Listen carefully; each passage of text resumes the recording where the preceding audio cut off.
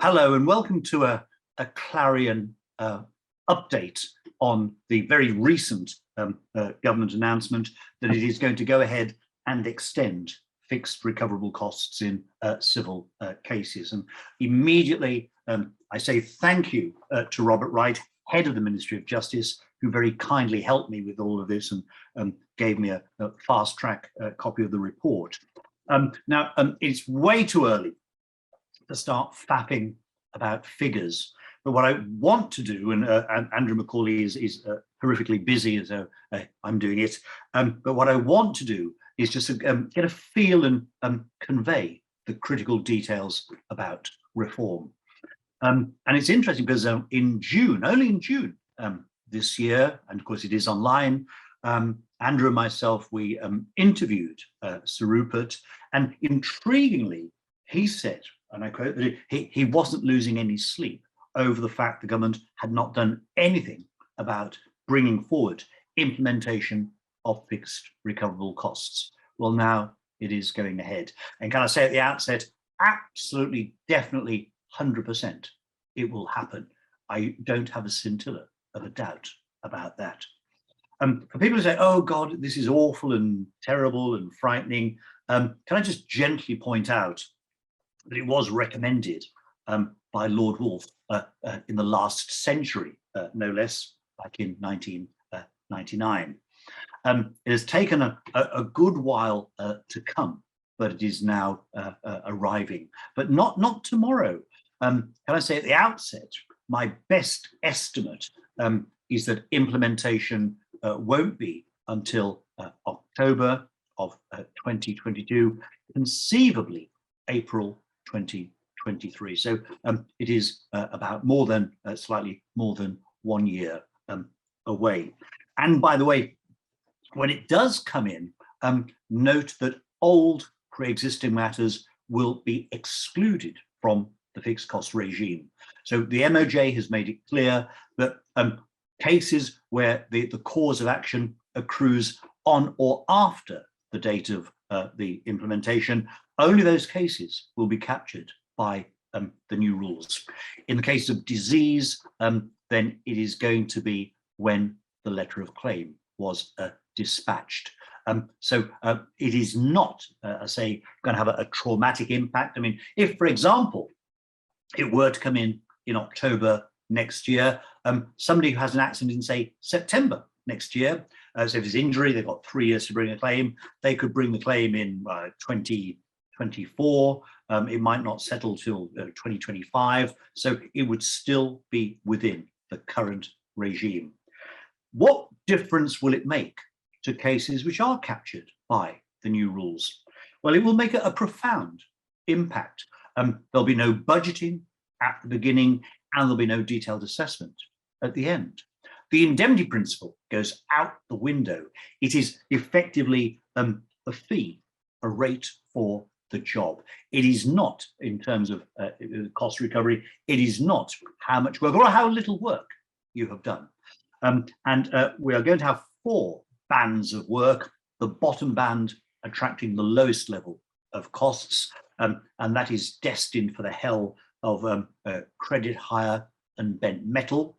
At the top end, band 4, say a negligence claim against an architect, a surveyor, so a commercial dispute. So the thinking is that most work, but not all work, most work between £25,000 and £100,000 in value will be captured by this regime. Now, so the cost will be determined by reference to a grid. So we look at in which band of work the case is proceeding. And then as the matter progresses, understandably, the further the case goes, the higher the costs become. So we read across as the various stages are reached, and we alight upon the correct box, on a grid, a diagram. And the box, but not in band 1, the box will contain 2 things. It will contain a set amount of money, say £9,000, and it will then contain a percentage. So you get £9,000 plus a further amount in costs calculated as a percentage of the damages. So it could be like £9,000 plus 12% of the damages. So that, of course, recognises quantum, because the higher the quantum, the more that 12%, in my example there, will be worth. What about Part 36? Very simple approach. A good Part 36 offer will attract a 35% uplift. So again, it's all cleared up. And so if you think about it, it will mean that at the end of a hearing, the court deals with the claim, deals with damages, and will go straight on to deal with costs as well. And I have to say, district judges are jubilant. They can't wait for this to come. They feel overburdened, and rightly so. They've got a lot on their plate. And so having a regime whereby they not get embroiled in details assessments and not get embroiled in budgeting, it will make a real difference to them. So that is the general scheme here. Now, a very interesting angle is that if the court sees unreasonable behaviour on the part of the paying party here, then the whatever the costs are, they go up by 50%. So that's an interesting incentive for people to keep on the straight and narrow, or else they will suffer horrifically on the financials. The one sort of element that the MOJ did not accept broadly, they've accepted everything that Sir Rupert proposed. The MOJ said, we're not going to create a new track. He wanted it to be called the intermediate track. It's going to be simply an extension of fast track. And Andrew Hogan, cost counsel, spotted the significance of that, which is that as fast track work, district judges will be empowered to hear all of these cases. Now, there are some exclusions from day one, and I was, I'm sure he consulted many people, but I was invited to meet Sir Rupert in January 2017. His report came out in July 2017, and we had a long chat about the structure of reform. And the first thing he said to me is, Dominic, I'm not having clinical negligence cases in here, not unless liability, causation, pretty much everything is admitted. So frankly, Clinneg is out of this.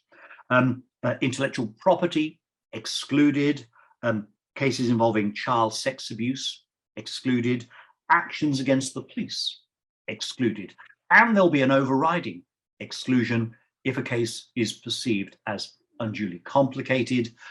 Working test for that, it seems, is that the hearing could last more than 3 days and or involve more than 2 experts aside giving evidence. So it is coming. Now, the rules have yet to be drafted. And indeed, in December last year, outside of court, I heard the senior cost judge, Master Gordon Saker, observe quite rightly that the drafting of the rules is going to be a substantial task. One omission from the rules, there is not going to be any detailed guidance about allocation to track. I've mentioned the bottom and the top. Band 2, injury, band 3, again, employers' liability, public liability, injury claims. Because the costs go up, one can see interesting arguments coming about allocation to track. So, and that I think is going to cause some uncertainty. I had a lovely chat with Nicholas Bacon, QC, last week about all of this and lots of other things besides. And he said, it's going to be a bun fight, my words, not his, in terms of getting it in, from a claimant's perspective, getting it into the highest track. And what happens if, and this is so commonplace, if there are noises in injury about fundamental dishonesty? Does that mean that a matter should be catapulted up into the highest track, band 4? We will see. So anyway, that is the shape, the flavour of fixed costs. It is not something you need to worry about tonight. You should sleep well, but it is coming, and obviously Clarion will be continuing to keep you abreast of developments, and I say much work to be done, but it is coming. It is coming. Big changes, and of course fixed cost in everything, cost bearing up to £25,000 as well. But it's the stuff between 25 and 100,000 that I think is really interesting. So thank you for putting up with me. Thank you for listening to me. And I hope that's given you some sort of insight into what the hell is coming eventually. Thank you.